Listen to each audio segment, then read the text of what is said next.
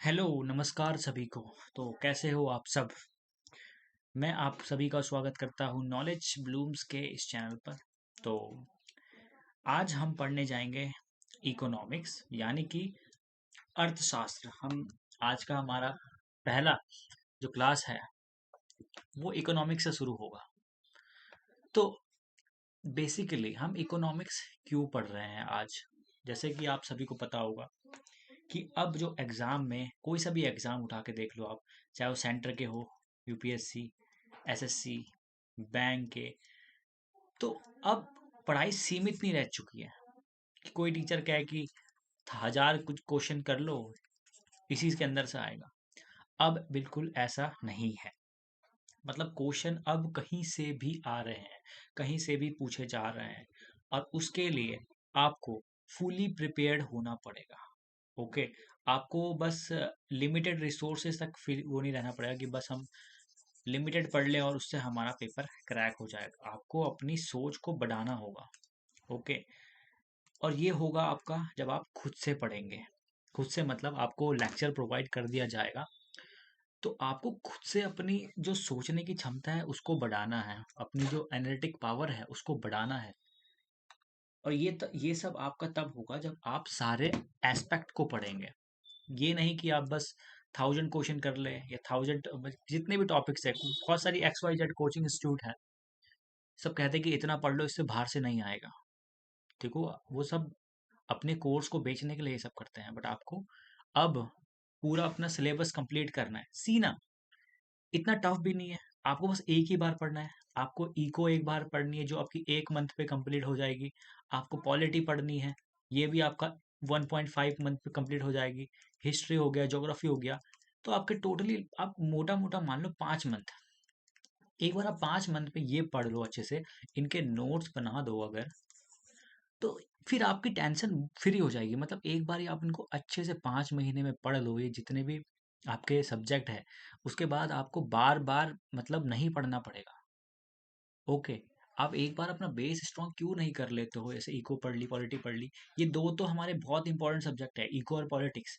अब मैं बताता हूँ इको और पॉलिटिक्स इंपॉर्टेंट सब्जेक्ट क्यों है। इको और पॉलिटिक्स इंपॉर्टेंट सब्जेक्ट इसीलिए है क्योंकि ये पहले तो देखो, आप अगर करंट अफेयर देखो, आज की डेट में करंट अफेयर कितना आता है। करंट अफेयर, तो करंट अफेयर अगर आप पढ़ रहे हो, न्यूज़ अगर सपोज आप न्यूज़पेपर पढ़ते हो, तो न्यूज़पेपर में ये सारी की सारी term most of the time तो पॉलिटिक्स से इन्वॉल्व होती है, पॉलिटिकल, और दूसरा इकोनॉमिक अफेयर।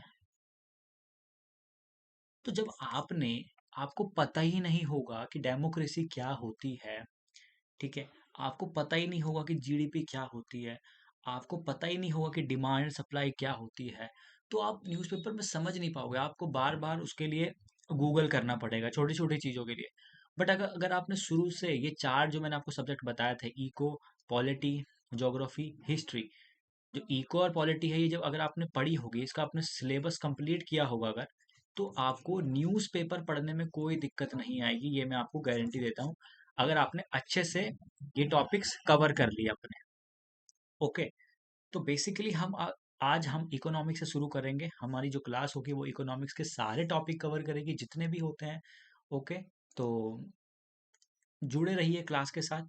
तो हम बिल्कुल बेसिक से पढ़ेंगे। बेसिक से मतलब मैं आपको ऐसा पढ़ाऊंगा कि आपको कुछ नहीं आता। मैं सोचूंगा आप अभी इकोनॉमिक्स में कुछ नहीं जानते, आप जीरो जानते हैं इकोनॉमिक्स में। ओके, और यहाँ से जीरो से मैं आपको बिल्कुल हीरो बनाऊंगा, बिल्कुल इकोनॉमिक्स में जीरो से हीरो बनाने की तैयारी है ये। तो शुरू करते हैं। Okay, economics. तो इकोनॉमिक्स होता क्या है पहले तो। ओके, हम एकदम से इकोनॉमिक्स में मतलब एकदम से इनकी बड़ी टर्म्स में नहीं जाएंगे। एकदम से मतलब देखो, आप कुछ भी चीज पढ़ना चाहते हो, अगर आप कोई वर्ड लिखना, सपोज आपको लिखना है एप्पल, तो जब आपको एक ही ए अल्फाबेट की अलग अलग नॉलेज नहीं होगी, तो आप एप्पल नहीं लिख पाओगे। पहले सबसे पहले आपने एबीसीडी सीखी होगी, उसके बाद वर्ड का फॉर्मेशन सीखा होगा। सिमिलरली इकोनॉमिक्स में भी ऐसा है, जब तक आपका बेस नहीं मजबूत है तब तक आप फर्दर आगे जाओगे तो फिर आपको नहीं समझ आएगा। तो बिल्कुल बेसिक से जाएंगे हम, बिल्कुल बेसिक से शुरू करेंगे। ओके, सो इकोनॉमिक्स हम पढ़ रहे हैं। इकोनॉमिक्स, तो पहले इकोनॉमिक्स होता क्या है, व्हाट इज इकोनॉमिक्स। ओके, तो सबसे पहले तो आप जान लीजिए, जो इकोनॉमिक्स है ये ओरिजिनेट हुआ है ओइकोनॉमिकोस से। कहाँ से हुआ ओरिजिनेट? ओइकोनॉमिकोस। जो ओइकोनॉमिकोस है ये आपका कौन सा वर्ड है? Greek word. Okay, Greek word है। ग्रीक वर्ड ओइकोनॉमिकोस से इकोनॉमिक्स बना है हमारा। ठीक है। तो यहाँ पे ओइको का मतलब होता है हाउस होल्ड। ओइकोस मीन्स होता है, ओइकोस का मतलब होता है house hold. House hold, house hold मतलब घर। ठीक है। और हाउस होल्ड में आपका क्या क्या आ सकता है? आप खुद ही सोचिए कि हाउस होल्ड में आप क्या क्या ले सकते हो। एक तो आप स्टेट आ सकता है हाउस होल्ड में। ठीक है। कंपनी आ सकती है हाउस होल्ड में। फर्म आ गई कोई भी। ठीक है। या गवर्नमेंट आ गई। ओके। तो ये सब क्या है? ये हाउस होल्ड के अंदर आ रहे हैं। मतलब ओइकोस मतलब क्या हो रहा है? House hold. ओइकोस मतलब होता है हाउस होल्ड। सिमिलरली जो उसका अगला वर्ड है नॉमिकोस। नॉमिकोस मतलब होता है मैनेजमेंट। मैनेज मतलब प्रबंध करना। तो रिवाज, कोई भी आपके रिवाज होते हैं या कानून, लॉ, तो ये वर्ड देता है ओइकोनॉमिकोस से मैनेजमेंट ऑफ हाउस होल्ड। मतलब घर का प्रबंध करना, जो मैंने पीछे आपको बताया था हाउस होल्ड। तो ये हाउस होल्ड में आपका क्या क्या था? स्टेट था, आपका कंपनी था, फर्म था, गवर्नमेंट था। तो इन सब को मैनेज करना, अगर आप स्टेट को मैनेज कर रहे हो तो ये भी तो इकोनॉमिक्स ही हुई। इकोनॉमिक्स का मतलब आप कंपनी को मैनेज कर रहे हो, अपने घर को मैनेज कर रहे हो। आप सपोज आपका हाउस है और आपकी सैलरी है 20K। तो आप इस 20K में सब कुछ मैनेज करोगे। अगर आप रेंट पे रहते हो तो रेंट मैनेज, रेंट दोगे, एजुकेशन का फीस दोगे बच्चों का। ठीक है। बिल्स पे करोगे। तो ये आप सब क्या कर रहे हो? मैनेज ही तो कर रहे हो। ठीक है। आप जैसे आपकी सैलरी आ गई तो आप शुरू में एक चार्ट बना दोगे और देन आप मैनेज करोगे सब कुछ धीरे धीरे करके। ओके। आप पूरा आइडिया लगाओ कि मुझे 10,000 कहाँ खर्च करने हैं, मुझे 5,000 कहाँ खर्च करने हैं, बाकी बचे 5,000 रुपये वो मैं रेस्टोरेंट जाऊंगा, बच्चों को घुमाने ले जाऊंगा। तो ये सब चीज़ क्या है? ये सब मैनेज तो कर रहे हो। तो यही इकोनॉमिक्स को एक अर्थ देता है, मैनेजमेंट ऑफ हाउस होल्ड। ठीक है। या अर्थशास्त्र का अर्थ है घर का प्रबंध। हिंदी माध्यम वाले सुन लो, घर का प्रबंध। और घर के अंदर आपका कुछ भी आ सकता है। आपकी सरकार आ सकती है, आपका संस्था आ सकती है। ठीक है। या फिर आपके कोई भी कोई भी आपका कंपनी आ सकती है। तो ये सब आपके घर के प्रकार हो गए। तो आप जब इनका मैनेजमेंट करते हो तो ये इकोनॉमिक्स का मतलब होता है मैनेजमेंट ऑफ हाउस होल्ड। और हाउस होल्ड के अंदर मैंने आपको बता दिया क्या क्या होता है। अब बात करते हैं कि अब हमें पता है कि हमारे पास जो रिसोर्सेस हैं, बताओ मुझे अब, हमारे पास रिसोर्सेस कितने हैं? हमारे पास रिसोर्सेस लिमिटेड है या अनलिमिटेड है? हमें पता है हमारे पास रिसोर्सेज लिमिटेड है। लिमिटेड है। Limited. We have limited resources. मतलब सीमित रिसोर्सेज है हमारे पास। क्या है हमारे पास? रिसोर्सेज सीमित। हमारे पास रिसोर्सेज कम है मतलब सीमित है। क्या हमारे पास क्रूड ऑयल का भंडार है पूरा? इतना क्रूड ऑयल है कि मतलब ये खत्म ही ना हो कभी? नहीं है ना। हमारे पास, हम इसे इंपोर्ट करते हैं अदर दूसरी कंट्रीज से। ना हमारे पास गोल्ड के रिजर्व है इतने सारे। तो हम इसको भी क्या करते हैं? इंपोर्ट करते हैं, आयात करते हैं। ठीक है। तो हमारे पास रिसोर्सेस क्या है? लिमिटेड है। बट जो हमारी डिजायर है, ठीक है, हमारी डिजायर ये क्या है? अनलिमिटेड है। अनलिमिटेड। एक बार फिर से सुन लो। हमारे पास रिसोर्सेज, जो साधन होते हैं हमारे पास, संसाधन, संसाधन कित क्या है हमारे पास? लिमिटेड है। हमारे पास जो रिसोर्सेज है वो क्या है? लिमिटेड है, सीमित संसाधन है हमारे पास। बस जो हमारी डिजायर होती है, हमारी इच्छा, जिन्हें इच्छा कहते हैं, हमारी डिजायर, ये कितनी अनलिमिटेड है। मतलब कोई लिमिट ही नहीं है डिजायर की, हमें सब कुछ चाहिए। ठीक है। जबकि हमारे पास रिसोर्सेज बहुत कम है। रिसोर्सेज हमारे पास अगर 10 हैं तो डिजायर हमारी 100 है। ओके। तो इकोनॉमिक्स से हमें क्या क्या मिलता है देखने को? To satisfied unlimited desire. मतलब जो हमारी अनलिमिटेड डिजायर है, इसको फुलफिल करना। ठीक है। इसको संतुष्ट करना किसके द्वारा? Limited resources. मतलब अपनी डिजायर को, अपनी वांट्स को, जो हमारी अनलिमिटेड डिजायर है, अनलिमिटेड इच्छा है हमारी, उसको फुलफिल करना, कंप्लीट करना लिमिटेड रिसोर्सेज से, कम साधनों के साथ, उसको क्या कहते हैं? इकोनॉमिक्स कहते हैं। ठीक है। इकोनॉमिक्स ही तो आपको सिखाता है। मैंने अभी आपको बताया था, अगर आपकी सैलरी अगर 20,000 है एक मंथ की 20,000 पर मंथ, और आपको पूरा अपना घर संभालना है, ये आपका हाउस है, तो आपके पास संसाधन रिसोर्सेज क्या है? 20,000 रुपये। यहाँ पे आप रिसोर्सेज क्या मान लो? 20,000 लिमिट है एक महीने की, 20,000। तो आपको इसमें से देखना है कि आपको बिल्स पे करने हैं, ठीक है, आपको एजुकेशन का पे करना है, आपको हेल्थ का पे करना है, आपको क्लोथ्स का पे करना है, और आपके एक्स वाई जेड जो भी खर्चे हैं वो सब पे करना है। तो ये सब आपके डिजायर है, ठीक है।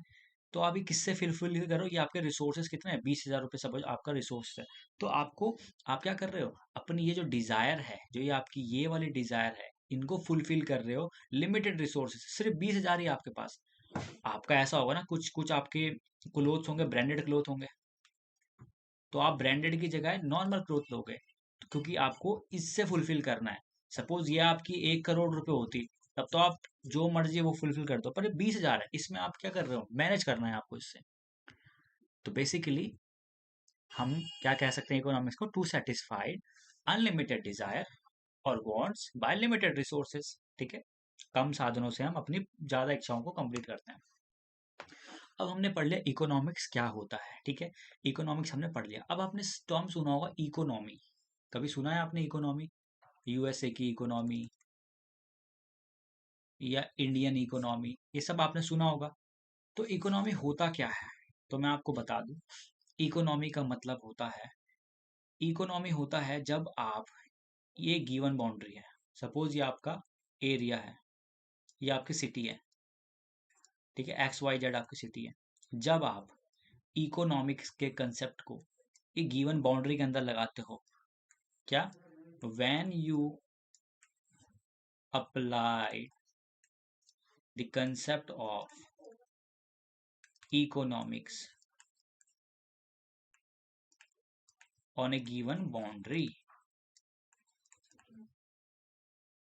जब आप इकोनॉमिक्स के कंसेप्ट को एक गिवन बाउंड्री के अंदर लगाते हो, तो वो उसको कहा जाता है इकोनॉमी, ठीक है।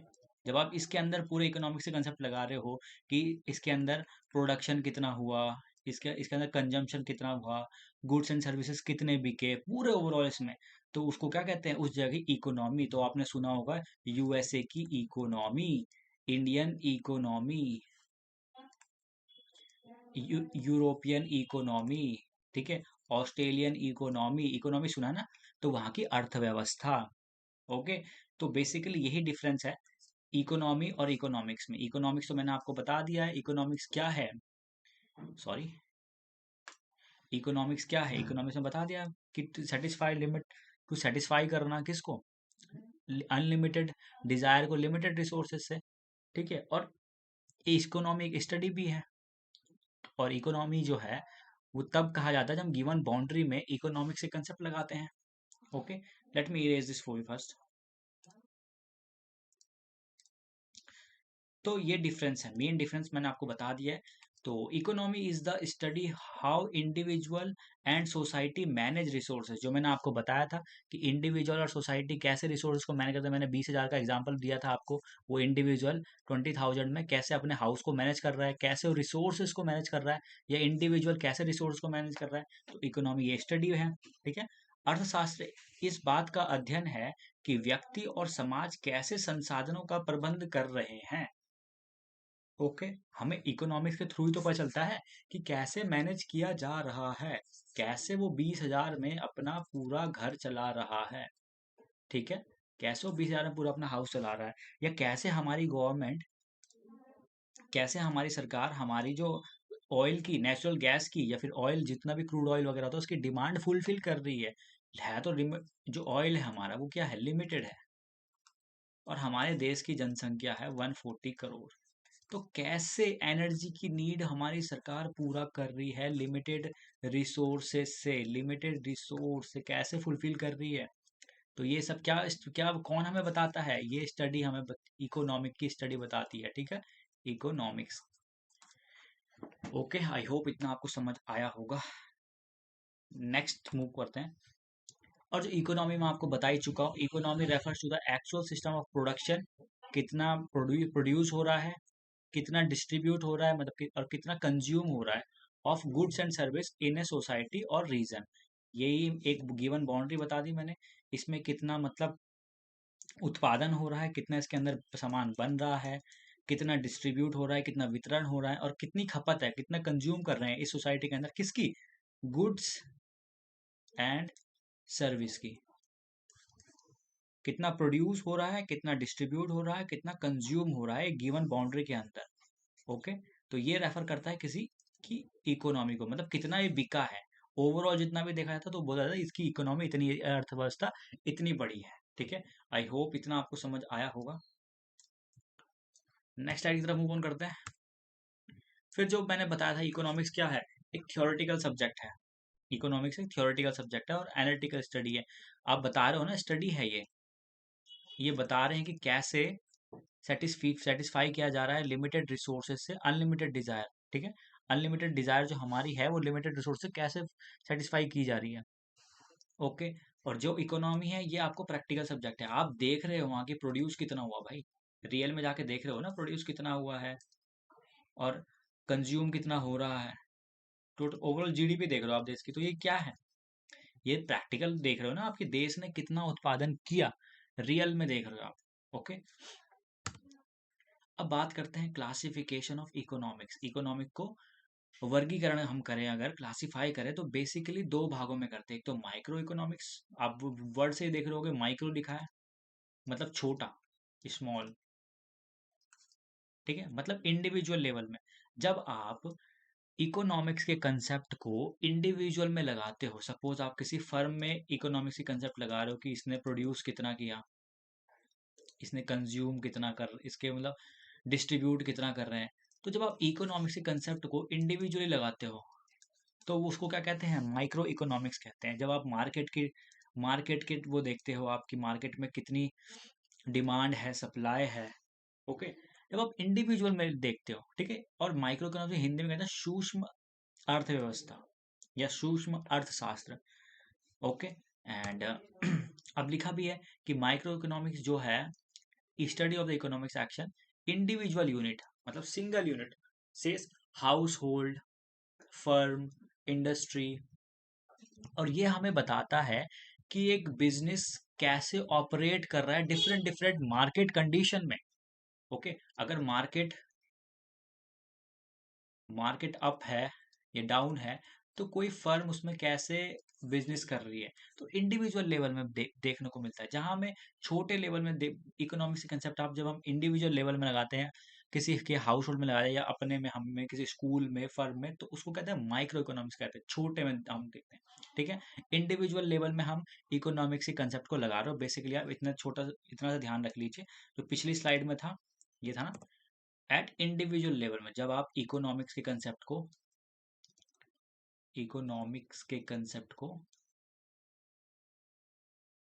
इंडिविजुअल लेवल में लगाते हो।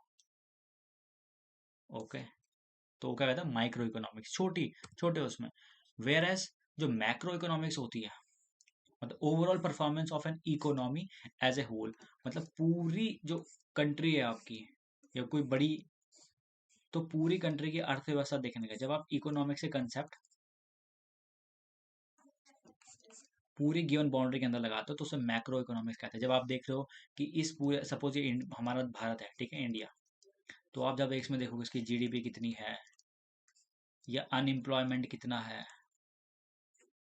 या पूरे देश में इन्फ्लेशन कितना है, तो ये सब मैक्रो इकोनॉमिक्स का पार्ट है। ठीक है, it is concern with the economy as whole, मतलब पूरी इकोनॉमी पढ़ते हैं हम इसमें मैक्रो इकोनॉमिक्स। ठीक है, कि नेशनल का आउटपुट देख लिया हमने, इन्फ्लेशन कितना है, अनएम्प्लॉयमेंट एंड टैक्सेस। ठीक है, तो ये आपका मैक्रो इकोनॉमिक्स है। आई होप इतना आपको समझ आया होगा। नाम में लिखा है माइक्रो और मैक्रो। मैक्रो देख, मैक्रो मीन्स बड़े लेवल में। ठीक है, तो जब आप इकोनॉमिक्स के कंसेप्ट पूरी इकोनॉमी में लगाते हो, जैसे पूरा इंडिया है, तो उसको क्या कहते हैं, मैक्रो इकोनॉमिक्स। अब बात करते हैं, हमने इतना तो पढ़ लिया कि इकोनॉमिक्स क्या होता है, डिफरेंस पढ़ लिया हमने इकोनॉमी और इकोनॉमिक्स पे। अब हम आते हैं टाइप्स ऑफ गुड्स। बेसिकली जो गुड्स होते हैं वो दो तरह के होते हैं, कैपिटल गुड्स हो गया आपका, एक कंज्यूमर गुड हो गया। कंज्यूमर गुड तो वो होता है आपका जो आप कंज्यूम करते हो। क्या करते हो आप, कंज्यूम करते हो, जिसको आप कंजम्पशन पर्पस के लिए होता है। वेयर एज जो कैपिटल गुड होता है हमारा, उससे आप क्या करते हो, कंज्यूमर गुड बनाते हो। ठीक है, आगे पढ़ेंगे हम। हिंदी वाले तो पूंजीगत वस्तुएं एवं उपभोक्ताएं वस्तुएं, ये डेफिनेशन हमारी है कंज्यूमर गुड की। ठीक है, जब हम एवरीडे आइटम वी बाय, जो भी हम सामान खरीदते हैं रोजमर्रा की जिंदगी में, जैसे ग्रोसरी से हो गया गैजेट तक, तो ये क्या है हमारा कंज्यूमर गुड्स हो गया, हम इसको कंज्यूम कर रहे हैं। ठीक है, जैसे पल्सेस होगी हमारी, ग्रोसरीज में जाके हमने बिस्किट लिए, या कुछ भी एक्स वाई जेड जो हम कंज्यूम कर रहे हैं, जो हम यूज कर रहे हैं, तो वो क्या होते हैं, हमारे कंज्यूमर गुड होते हैं। और हम इसको बिजनेस के लिए यूज नहीं कर रहे हैं। अगर हमने गैजेट लिया है, सपोज मैं, अगर आपने लैपटॉप लिया है, और लैपटॉप आपने बस ये किस लिए लिया है, गेम खेलने के लिए या मूवी देखने के लिए, तो ये क्या हुआ, कंज्यूमर गुड हुआ। बट अगर यही लैपटॉप, इससे आप पढ़ा रहे, या इससे आप यूट्यूब एक इनकम जनरेट कर रहे हो, तो ये आपके लिए क्या हुआ, कैपिटल गुड हो गया। ठीक है, ये आपको इनकम जनरेट करिए, आगे की बात होगी। ठीक है, तो ये आपका क्या होता है, कंज्यूमर गुड। ध्यान रखना, कंज्यूमर गुड वो गुड होता है जो कंजम्पशन पर्पस के लिए होता है, कंजम्पशन पर्पस, जो आप कंज्यूम कर रहे हो, जो आप इस्तेमाल कर रहे हो। ठीक है, अब जो कंज्यूमर गुड होते हैं वो तीन कैटेगरी में डिवाइड होता है। एक ड्यूरेबल हो गया, सेमी ड्यूरेबल हो गया, या नॉन ड्यूरेबल हो गया। ड्यूरेबल मतलब जो लॉन्ग लास्टिंग होते हैं, लॉन्ग लास्टिंग मतलब जो अच्छा खासा चल जाएंगे आपके 10-15 साल, या ज़्यादा भी चल सकते हैं। जैसे कार होगी, बाइक, एसी, फ्रिज, ये सब क्या है आपके ड्यूरेबल गुड हो गए। सेमी ड्यूरेबल गुड आपके क्लोथ्स हो गए, जो मतलब आपके 1 2 साल चल जाएंगे, मतलब 1 2 ईयर, 1 या 2 ईयर। क्लोथ्स हो गए आपके, शूज हो गए आपके। ठीक है, ये सब क्या है आपके सेमी ड्यूरेबल गुड्स हो गए। और नॉन ड्यूरेबल गुड्स होते हैं जो आपके 1 ईयर के अंदर ही इसका कंजम्पशन हो जाना चाहिए। लाइक आपका फूड हो गया, स्वीट्स, वेजिटेबल्स। ठीक है, ये सब मतलब नॉन ड्यूरेबल होते हैं, जो चलेंगे ही नहीं ज़्यादा तक। अब तो 1 साल, मतलब जो पैकेट फूड होते हैं उसमें प्रिजर्वेटिव डाल दिया जाता है, तो वो 1 साल तक उनकी मतलब एक्सपायरी डेट होती है कि इतने टाइम तक उसको कंज्यूम कर लो, उसे 1 महीने की डेट होती है। या आपका आटा हो गया, इसमें भी इसकी एक्सपायरी डेट लिखी होती है, 1 महीने की, 1 मंथ की। तो ये नॉन ड्यूरेबल गुड होते हैं, जो मतलब कम चलते हैं, जो मतलब इनको आपने अगर ले लिया मार्केट से, अगर आपने नॉन ड्यूरेबल गुड मार्केट से ले लिया, तो आपको इसको जल्दी खत्म करना होगा। जल्दी मतलब इसको खा जाना होगा, आपको कंप्लीट कर देना नॉन ड्यूरेबल गुड। ठीक है, तो ये नॉन ड्यूरेबल गुड के एग्जांपल है। तो ड्यूरेबल गुड जैसे हमने बात करी थी, लॉन्ग लास्टिंग होता है आपके। ठीक है, फ्रिज हो गया, बाईसाइकिल होगी, कार हो गया, ये लॉन्ग लास्टिंग होता है, लगभग 10 से 15 ईयर से ज़्यादा, अगर मेंटेनेंस जिस हिसाब से आप मेंटेन करके रख रहे हो। सेमी ड्यूरेबल गुड्स मैंने आपको बता दिया है, जो 1 साल से ऊपर, 1 2 साल तक चलते हैं। आपके फर्नीचर हो गए, फर्नीचर मतलब अच्छा फर्नीचर है तो लंबा चल जाता है वैसे। तो क्लोथ्स हो गए, शूज़ हो गए। नॉन ड्यूरेबल गुड मैं आपको बता चुका हूँ, जो बहुत कम चलते हैं, इसका टाइम होता है 1 साल, 1 ईयर ही इसकी लिमिट होती है। ओके, तो 1 साल तक ही चलता है। तो जैसे कि आपका फूड हो गया, ठीक है, पेपर हो गया, तो ये ज़्यादा टाइम तक नहीं चलते हैं। तो ये आपके एग्जांपल है ड्यूरेबल गुड के, ये नॉन ड्यूरेबल गुड के हैं। सेमी ड्यूरेबल गुड के मैंने आपको बता दिए थे, शूज़ एंड ऑल। तो ये देख लीजिए आप, फ्रिज होगी, मिक्स जूसर हो गया, वॉशिंग मशीन हो गया आपका, माइक्रोवेव, ये सब ड्यूरेबल गुड के एग्जांपल है। नॉन ड्यूरेबल आप देख सकते हो, फ्रूट्स वगैरह हो गए सब, ये नॉन ड्यूरेबल के एग्जांपल है। अब बात करते हैं हम कैपिटल गुड की। तो कैपिटल गुड्स कौन से गुड होते हैं, तो capital goods are for production process to create other goods. मतलब कैपिटल गुड वो होते हैं हमारे, कैपिटल गुड्स जो क्या बनाते हैं, हमारे कंज्यूमर गुड। अब सपोज फैक्ट्री में मशीन है, ये फैक्ट्री है, इस पे मशीन्स हैं, और इससे मशीन से हमें क्या मिल रहा है, कोई भी चिप्स मिल रहा है हमें, तो ये क्या हुई आपके कैपिटल गुड्स हो गए। यहाँ प्रोसेस होता है, सपोज पोटैटो, आलू आपका, ठीक है, ये धुला जाता है, काटा जाता है, जो मसाले मिलाए जाते हैं, तो एट द एंड हमें ये फैक्ट्री की मशीन्स क्या प्रोवाइड कर रहे हैं, कंज्यूमर गुड प्रोवाइड कर रहे हैं। तो कैपिटल गुड्स वो गुड होते हैं जो उत्पादन प्रक्रिया के लिए काम आते हैं, ठीक है। इनसे हम वस्तुएं बनाते हैं जिनको हम कंज्यूम करते हैं। आप ध्यान रखना, कैपिटल गुड वो गुड्स होते हैं जो हम किस लिए यूज करते हैं, प्रोडक्शन के लिए, ठीक है। प्रोडक्शन के लिए यूज करते हैं, और किस चीज के प्रोडक्शन के लिए यूज करते हैं, कंज्यूमर गुड के लिए। एट द एंड हम क्या बनाएंगे उससे, कंज्यूमर गुड्स ही तो बनाएंगे। और कैपिटल गुड से कैपिटल गुड भी बनाए जाते हैं, जैसे कार बना दी है किसी ने, ठीक है। कार की जो फैक्ट्री होती है वहाँ कार बनती है, तो उसके बाद कार का क्या किया जाता है, बहुत से लोग टैक्सी की तरह इस्तेमाल करते हैं, तो टैक्सी तो उनके लिए कैपिटल गुड हुई ना, उनको इनकम जनरेट करके दे रही है। ओके, तो ये कुछ एग्जांपल है कैपिटल गुड्स के। आपके टूल्स हो गए, बिल्डिंग हो गई, मशीनरी हो गई, इक्विपमेंट्स हो गए, व्हीकल्स हो गए। तो ये these all are capital goods. Now types of goods based on income, मतलब इनकम के आधार पर हम अब गुड को वो करेंगे, क्लासिफाई करेंगे। तो जैसे नॉर्मल गुड हो गए जो, तो किसी का भी एग्जांपल ले लेते हैं, एक्स वाई जेड, जैसे अमन हो गया, ठीक है। अब हम नॉर्मल गुड की बात कर रहे हैं कि इनकम के बेसिस में, सपोज अमन की इनकम और डिमांड, नॉर्मल गुड की बात कर रहे हैं, ठीक है हम।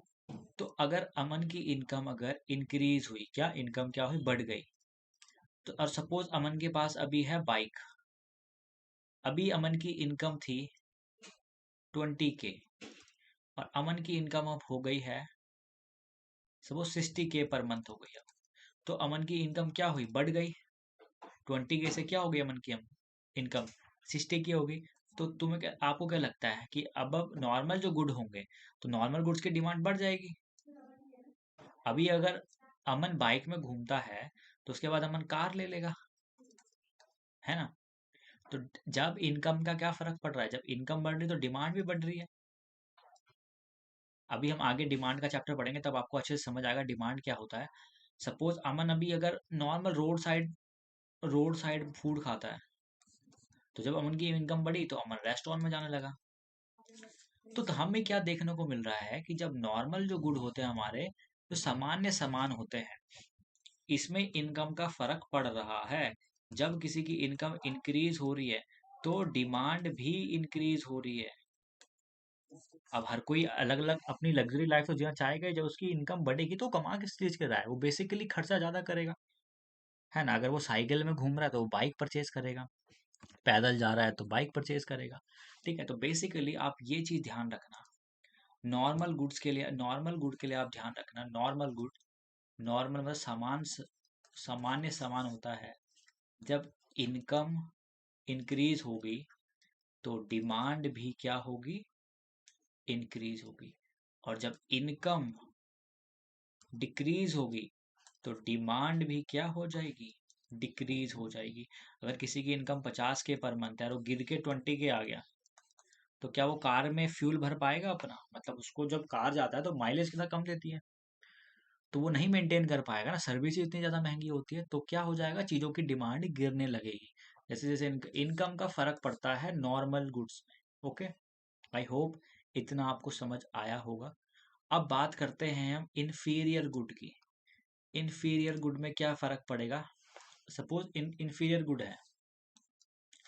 अब अगर इन्फीरियर गुड में इनकम बढ़ेगी, तो डिमांड या तो बराबर रहेगी या डिमांड घट जाएगी। अब आप सोचोगे ये क्या चीज हुई भाई, ये कौन से गुड हुए जिनकी इनकम बढ़ने पे जिसकी डिमांड या तो उतनी है या गिर गई है। ऐसे भी हमारे गुड्स होते हैं जिनकी इनकम बढ़ते ही डिमांड क्या हो जाती है, तो उतनी ही रहती है तो कम हो जाती है। मैं आपको एग्जांपल देता हूँ एक।